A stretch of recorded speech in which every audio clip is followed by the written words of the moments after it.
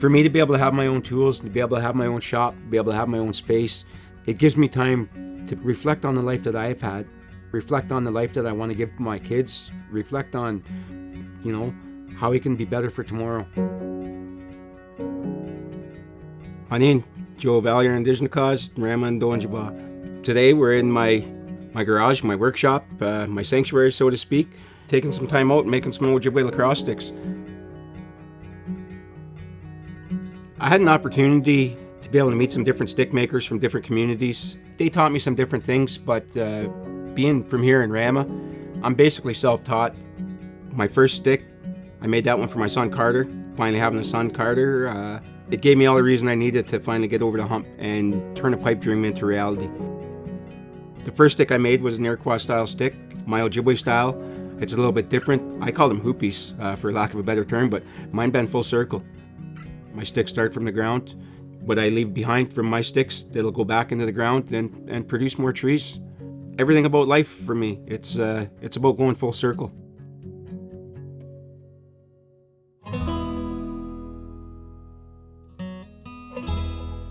For me to be able to play with a wood stick, it keeps me grounded, and it gives me that sense that, this used to be something alive, and all of a sudden the power from that tree becomes an extension of my arm as I play.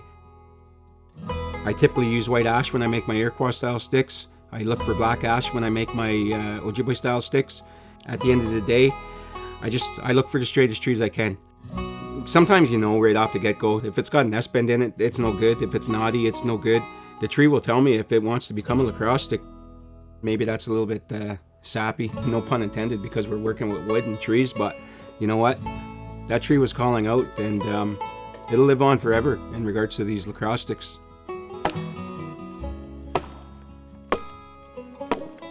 Depending on the hunk of wood you get, you split it, you half it, you quarter it, you eighth it, you split it in a 16th. You jump on your shave horse and you get busy. You get it as close to finished shape as you need. A little bit of sanding after that. Boil some water. You can steam them, you can boil them. It sounds kind of weird, but the wood will tell you. It might not like a hot bath. It might not like the hot steam. You'll see it start to want to bend, and just a little coaxing and things like that. You'll know. You put it on your jig, you bend it around, you set it so it's not going to slip back on you and straighten itself back out. And after it's dry time and things like that, you take it off the jig. You lash it with a couple pieces of rawhide. You use some leather, put a pocket in it, and you thread it through the 6 holes, and you tie it off with a piece of sinew. Make sure that's nice and tight, and find yourself a ball and get playing. Lacrosse for me, wow.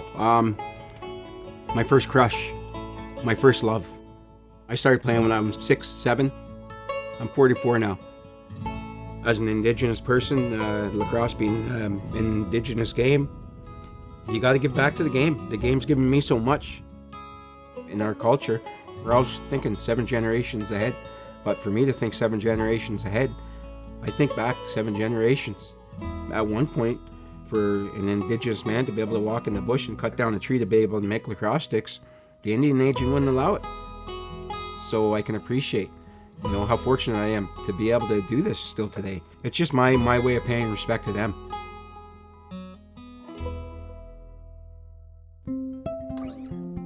I think back a lot to my dad. And I used to work in the shop as often as I could with my dad. I can't get back anymore, but I close my eyes and I remember those times. His lessons are still living on, even though he's gone. They go through me now and they get passed down to my kids. I want them to see that for me, by the time I come out of the bush and I'm all dirty and I'm riddled with mosquito bites and I'm sweating and I'm panting and things like that, I want them to know that things aren't easy in life. By me making lacrosse sticks, maybe I'll never ever be famous. I'll definitely never ever be rich by it. But I want them to know that hard work pays off. And I want them to know that if you work hard, you'll reap the benefits one day. It's a good way for my family to come together. My son, he'll grow into it, hopefully. The other night I had him out here shaving a stick with me. So he just came out to give me a hug and a kiss and tell me he was off to bed. That, I was putting in my work and lo and behold, I made his mom wait because I figured it was time for him to sit on this horse with me and then start shaving the stick. When I get older, I want to do like everything you do. You want to do everything I do? Yeah. Nothing would make me happier, son. He was receptive to it, and that gives me hope to the future that he's going to follow in my footsteps. And my girls, whatever they need in life, if they feel passionate about it, go for it. It stands true for everybody. If you're passionate about something, go for it. You know, reach for the stars, a lot of people say. I'm only 5'3". I'll probably never ever touch the stars. I can't jump that high. But you know what? With every lacrosse stick that I pump out, with every goal I score while I'm playing, with every smile I see on my kid's face, I've reached the stars. I've done it.